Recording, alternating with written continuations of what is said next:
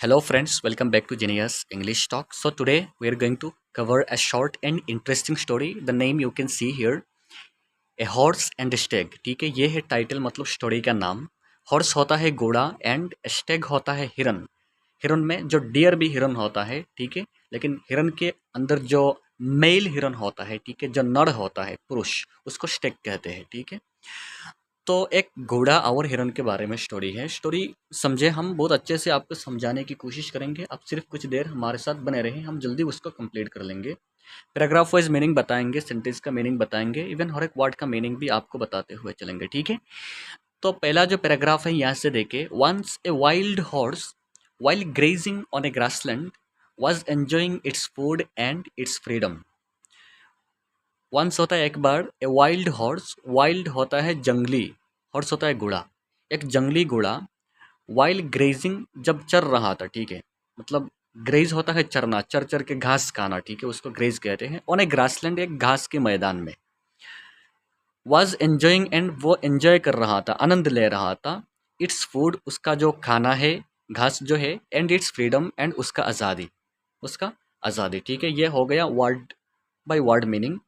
अब उसको अगर बताए, once a wild horse while grazing on a grassland, एक बार एक जंगली घोड़ा एक घास के मैदान में चरते हुए, ग्रेजिंग होता है एक घास के मैदान में चरते हुए, वॉज एंजॉइंग इट्स फूड, उसका जो खाना है उसका आनंद ले रहा था, एंड इट्स फ्रीडम, एंड उसका आज़ादी का भी आनंद ले रहा था. ठीक है, ये हो गया.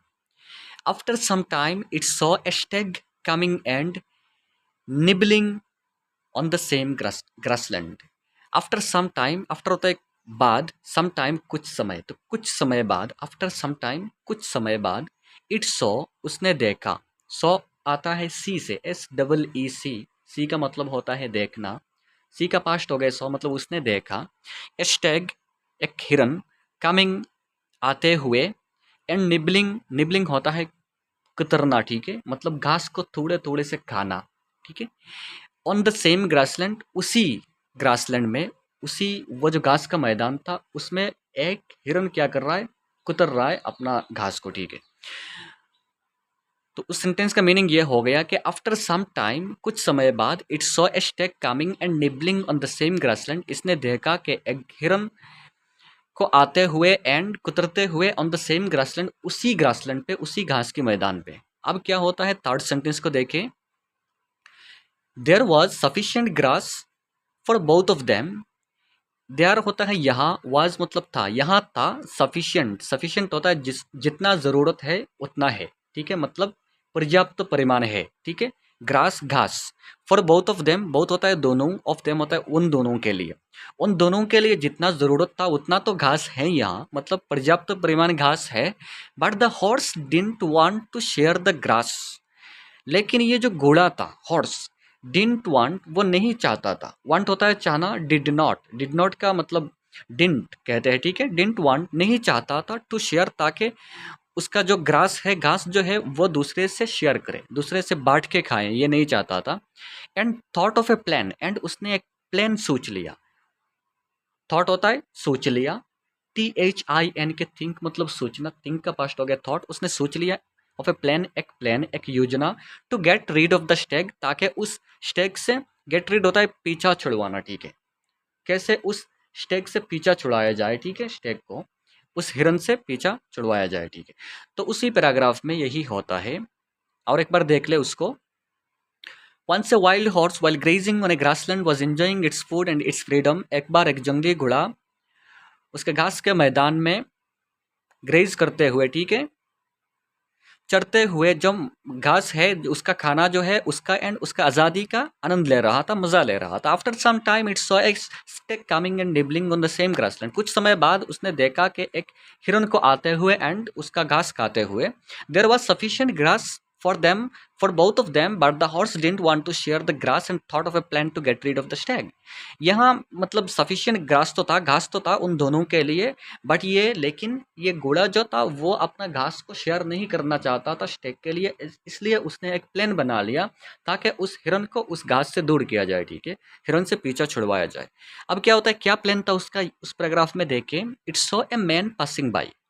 इट मतलब वही, उसी घोड़े ने, सो उसने देखा ए मैन, एक आदमी को गुजरते हुए, पासिंग बाई होता है पास से गुजरते हुए देखा। Told him its plan, and उसको बताया, टोल्ड होता है बताया, TELL, टेल मतलब बताना, टेल का पास हो गया, पास फर्स्ट टेंस हो गया, टोल्ड उसने बताया, हिम उस आदमी को, इट्स प्लान उसका प्लान, ठीक है उसका योजना, and asked his help to kill the stag, and उससे उसका मदद पूछा, मदद के लिए पूछा, टू किल द स्टैग, ताकि उस स्टैग को, हिरन को मार दिया जाए, ठीक है मतलब हिरन को मारने के लिए उससे मदद मांगा। तो उस सेंटेंस का मीनिंग यही होता है कि उसने गुजरते हुए आदमी को देखा एंड अपना प्लान बताया एंड उस हिरन को मारने के लिए उससे मदद मांगा, ठीक है। द मैन एग्रीड, अब ये जो मैन था, आदमी था, ये राजी हो गया। एग्रीड होता है सहमत हो जाना, राजी हो जाना, राजी हो गया। बट सेड दैट, बट उसने, लेकिन उस मैन ने कहा, सेड होता है कहा, that to fulfil the plan, के उस प्लान को, तुम्हारा ये जो प्लान है हिरन को मारने का, उसको पूरा करने के लिए, फुलफिल होता है पूरा करने के लिए, he would have to mount the horse in order to chase the stag, उसको क्या करना पड़ेगा, would have to mount the horse, उस घोड़े पर चढ़ना पड़ेगा। माउंट होता है चढ़ना, ठीक है, ऐसे माउंट का मतलब पहाड़, ठीक है बहुत ऊंचा, तो ऊंचाई पे चढ़ना उसको तो माउंट कहते हैं, तो घोड़े पर चढ़ना पड़ेगा, इन ऑर्डर टू चेज, ताकि वो चेज किया जाए, चेज होता है पीछा करना, द स्टैग उस हिरन का, ठीक है।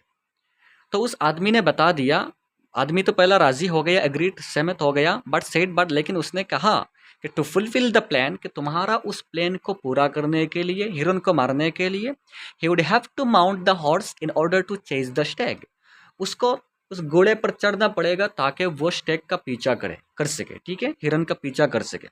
द हॉर्स एग्रीड, अब ये बेचारा घोड़ा जो था राजी हो गया, एंड वेरी सुन, एंड बहुत जल्द, the man kill the Stag, उस आदमी ने स्टैग को, हिरन को मार दिया, ठीक है। तो उसी पैराग्राफ में यही होता है।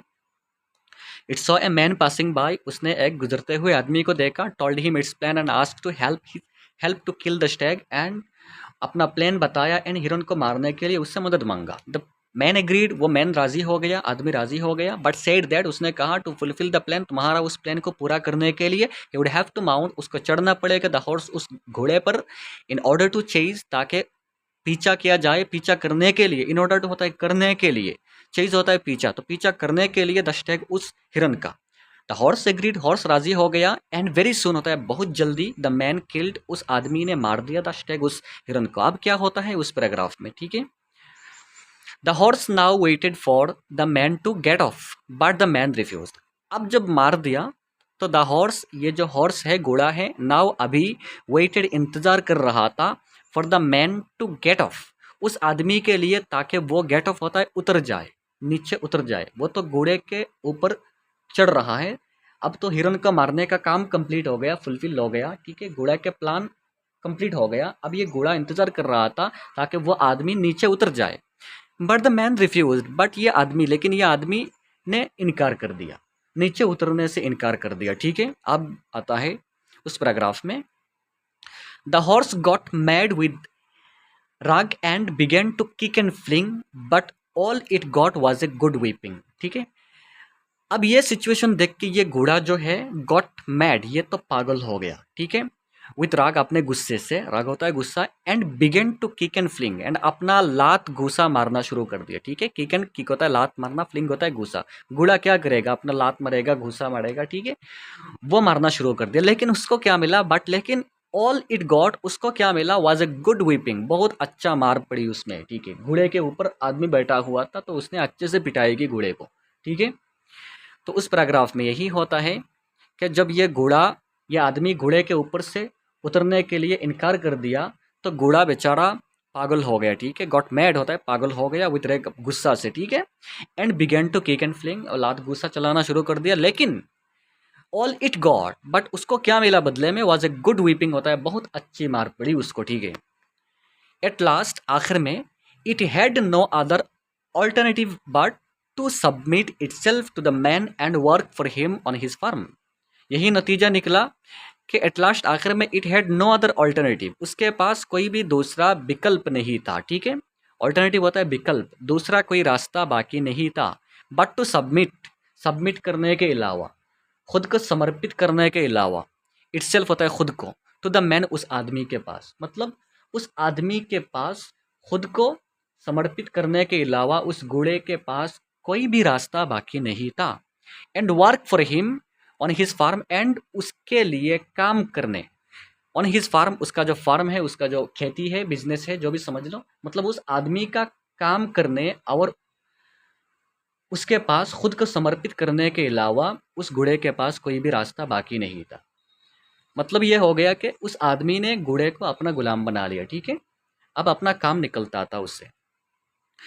तो उस पैराग्राफ में, लास्ट पैराग्राफ में यही होता है कि at last it had no other alternative but to submit itself to the man and work for him on his farm. कि आखिर में क्या हुआ, उस घोड़े को उस आदमी के पास खुद को सबमिट करना पड़ा एंड उस आदमी का जो काम काज है वो भी करना पड़ा, ठीक है। उसके पास कोई भी रास्ता बाकी नहीं था। तो उससे सीख यही मिलता है कि अगर ये घोड़ा जो है उसके पास घास बहुत ज़्यादा था, हिरन आ गया घास खाने के लिए, एंड घास सफिशिएंट भी था, पर्याप्त भी था, वो दोनों मिल के शेयर करके घास खा सकते थे।